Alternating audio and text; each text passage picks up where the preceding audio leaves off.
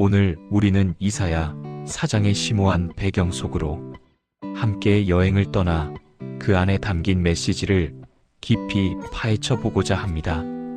이사야 선지자가 활동하던 시대적, 사회적 배경을 이해하는 것은 오늘날 우리에게 던지는 하나님의 말씀을 더욱 명확하게 깨닫는데 필수적입니다. 이사야는 남유다 왕국이 아시리아의 강력한 위협에 직면했던 우시야 왕부터 히스기야 왕 시대에 활동했습니다. 당시 남유다는 겉으로는 종교 의례를 지키는 듯 했지만 사회 곳곳에는 불의와 부패가 만연했습니다. 백성들은 하나님을 멀리하고 우상 숭배에 빠져 도덕적으로 타락한 상태였습니다. 이러한 시대적 배경 속에서 이사야 4장은 심판과 동시에 소망 그리고 회복이라는 중요한 주제를 우리에게 제시합니다. 특히 이사야 4장 1절은 전쟁의 참상을 생생하게 보여줍니다. 7 여자가 한 남자를 붙잡고라는 구절은 당시 전쟁으로 인해 남자가 극히 부족해진 사회상을 반영하며 여성들이 겪어야 했던 절박한 상황을 드러냅니다. 남편이나 아버지를 잃은 여성들은 생존을 위해 한 남자에게 의지하려 했고, 이는 수치를 면하게 해달라는 간청으로 나타납니다.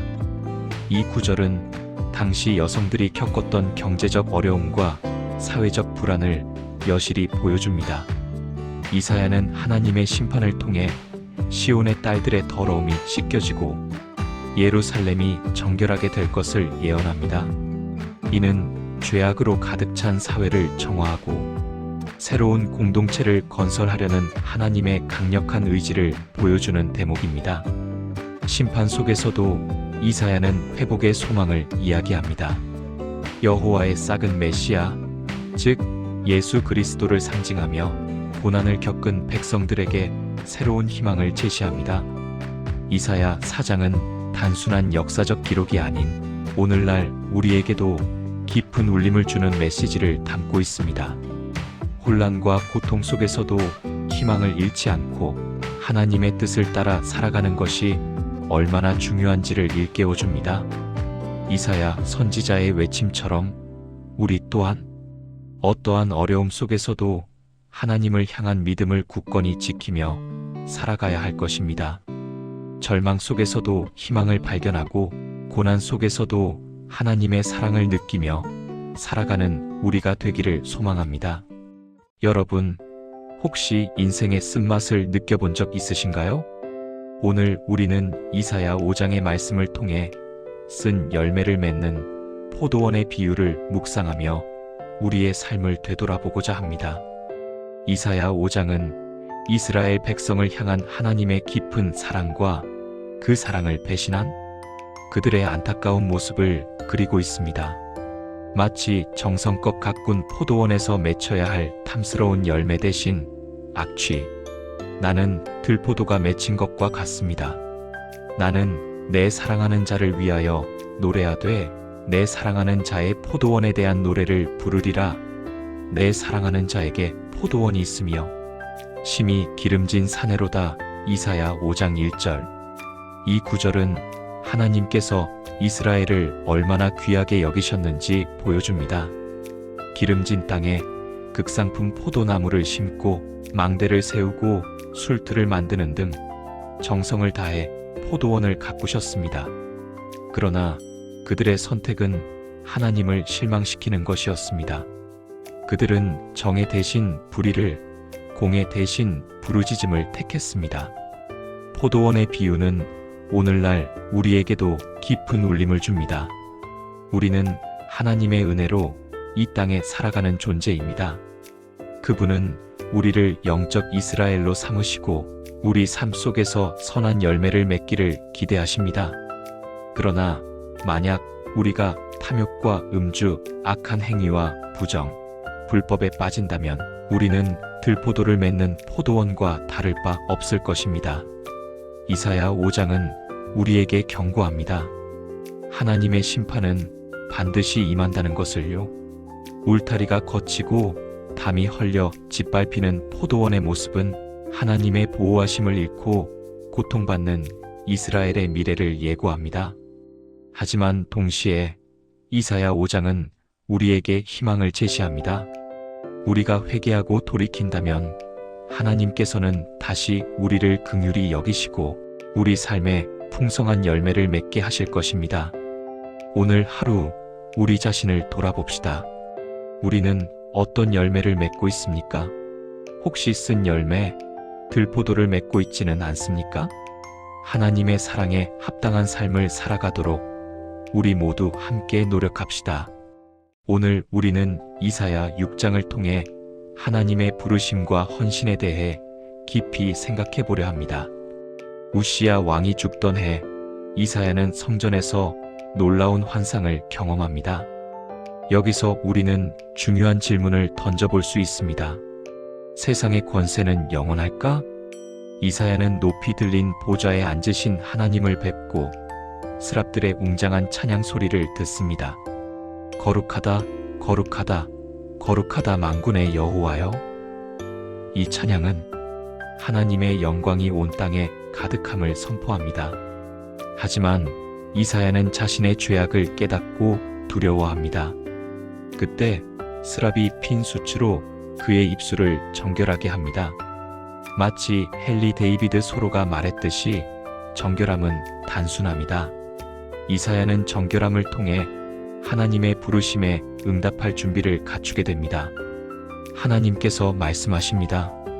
내가 누구를 보내며 누가 우리를 위하여 갈꼬?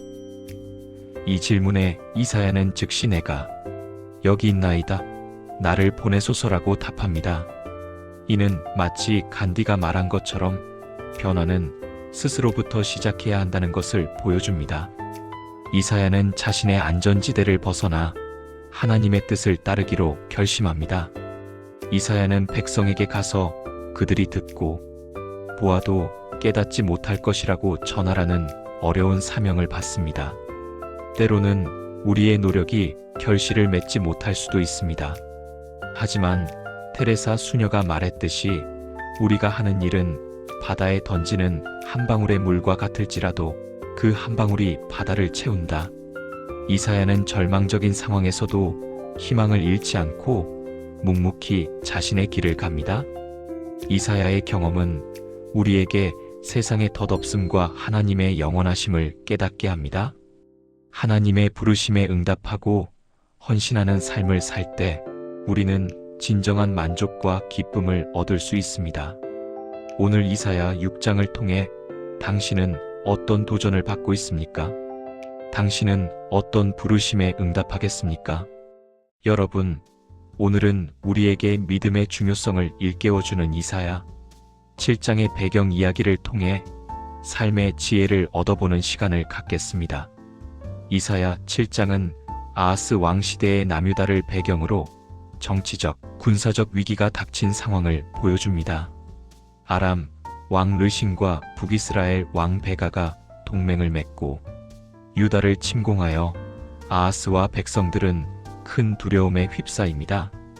마치 눈앞에 닥친 폭풍처럼 말이죠. 이때 하나님은 선지자 이사야를 보내 아하스에게 하나님의 말씀을 전하게 하십니다. 에넨 이사야는 아하스에게 아람과 이스라엘을 두려워하지 말고 하나님을 믿으라고 말합니다. 그러나 아하스는 하나님을 시험하지 않겠다며 징조를 구하는 것을 거부하죠.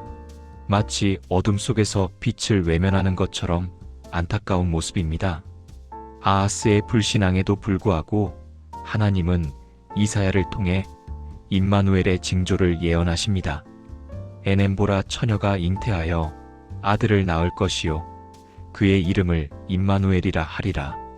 이 예언은 하나님이 우리와 항상 함께 하신다는 약속을 담고 있습니다. 이사야 7장은 우리에게 믿음의 중요성을 강조합니다. 아하스는 하나님을 신뢰하기보다 아수르의 힘을 의지하려 했고 이는 결국 하나님의 심판을 초래했습니다. 여러분, 우리 삶에서도 어려운 상황에 직면할 때가 있습니다. 에넨 그럴 때마다 이사야 7장의 아하스 왕처럼 두려움에 휩싸여 눈앞의 현실만을 바라볼 것이 아니라 하나님을 믿고 의지하며 그분의 인도하심을 구해야 합니다. 믿음은 바라는 것들의 실상이요 보이지 않는 것들의 증거니라는 말씀처럼 믿음은 불가능을 가능으로 바꾸는 힘이 있습니다. 오늘 하루 우리 모두 믿음의 눈으로 세상을 바라보고 긍정적인 마음으로 어려움을 헤쳐나가는 용기를 갖기를 소망합니다. 안녕하세요, 여러분. 오늘은 이사야 8장에 숨겨진 배경 이야기를 통해 우리 삶에 용기와 희망을 불어넣어줄 교훈을 찾아보려 합니다.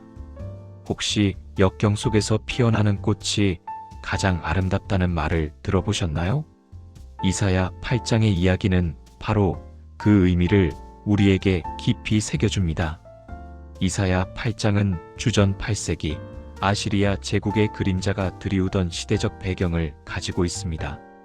북이스라엘과 아람이 동맹을 맺어 남유다를 압박해오던 혼란스러운 시기였죠. 아하스 왕은 이러한 위기 속에서 하나님께 의지하기보다는 아시리아의 도움을 구하려 했습니다. 마치 폭풍우 속에서 든든한 나무 대신 썩은 동아줄을 잡으려는 것과 같았습니다.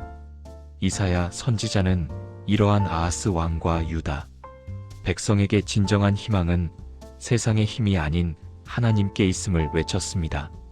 그는 두 아들의 이름을 통해 심판과 구원의 메시지를 동시에 전달했습니다. 스알 야숲, 남은 자가 돌아오리라는 희망과 마헬살라라스바스, 노략이 속히 온다는 경고를 통해 말이죠. 이는 마치 어두운 밤하늘에 빛나는 별처럼 절망 속에서도 희망의 불씨를 품고 살아가라는 메시지와 같습니다. 이사야의 외침은 당시 백성들에게 큰 울림을 주었지만 동시에 외면당하기도 했습니다. 하지만 그의 예언은 결국 현실이 되었고 유다는 바벨론에 의해 멸망하게 됩니다. 이 역사를 통해 우리는 신뢰는 믿음의 가장 순수한 형태라는 것을 깨닫게 됩니다. 아하스 왕이 하나님을 신뢰했더라면 역사는 달라졌을지도 모릅니다. 사랑하는 여러분, 우리 삶에도 예상치 못한 어려움과 고난이 찾아올 수 있습니다. 하지만 이사야 8장의 교훈처럼 세상의 헛된 것에 의지하지 않고 하나님을 신뢰하며 나아갈 때 우리는 역경을 이겨내고 더욱 아름다운 꽃을 피워낼 수 있습니다. 고통 없이는 얻는 것도 없다는 말처럼 시련은 우리를 더욱 강하게 만들고 더욱 성숙하게 만들어줄 것입니다. 오늘 하루 이사야 8장의 메시지를 기억하며 우리 마음속에 희망의 씨앗을 심어보는 것은 어떨까요? 감사합니다. 여러분, 오늘은 이사야 10장을 통해 역사의 흐름 속에서 우리 자신을 돌아보는 시간을 가져보려 합니다. 이사야 선지자는 혼란스러운 시대 속에서 하나님의 말씀을 전하며 그의 메시지는 오늘날 우리에게도 깊은 울림을 줍니다. 이사야 10장의 배경은 북이스라엘의 죄악과 아수르 제국의 흥망성쇠가 교차하는 시기입니다. 북이스라엘은 불의한 법과 지도자들의 부패로 인해 하나님의 심판을 피할 수 없었습니다. 마치 앙드레 지드가 말했듯이 정직만큼 사람을 빨리 늙게 하는 것은 없다. 그리고 아무것도 없이 늙는 것만큼 비참한 일도 없다라는 말처럼 그들은 정의를 잃고 비참한 최후를 맞이했습니다. 하나님은 아수르를 들어 이스라엘을 징계하셨지만 아수르는 자신의 힘을 과신하며 교만해졌습니다. 여기서 우리는 니체의 경고를 떠올릴 수 있습니다. 괴물과 싸우는 자는 그 싸움 속에서 스스로 괴물이 되지 않도록 조심해야 한다. 시면을 오랫동안 들여다보면 시면도 너를 들여다보게 된다. 아수르는 하나님의 도구였음에도 불구하고 스스로 시면에 빠져 멸망의 길을 걸었습니다. 그러나 이사야 10장은 절망 속에서도 희망을 이야기합니다. 하나님은 남은 자들을 통해 새로운 미래를 열어가실 것을 약속하십니다. 이는 마치 헬렌 켈러가 말한 세상은 고통으로 가득하지만 그것을 극복하는 사람들로도 가득하다는 말처럼 고난 속에서도 믿음을 지키는 자들에게는 구원의 길이 열려 있다는 것을 보여줍니다. 오늘 우리는 이사야 10장을 통해 하나님의 공의와 심판, 그리고 구원의 메시지를 되새기며 우리 자신의 삶을 돌아보아야 합니다. 역사의 교훈을 잊지 않고 정의롭고 겸손한 삶을 살아갈 때 우리는 진정한 평안과 희망을 발견할 수 있을 것입니다.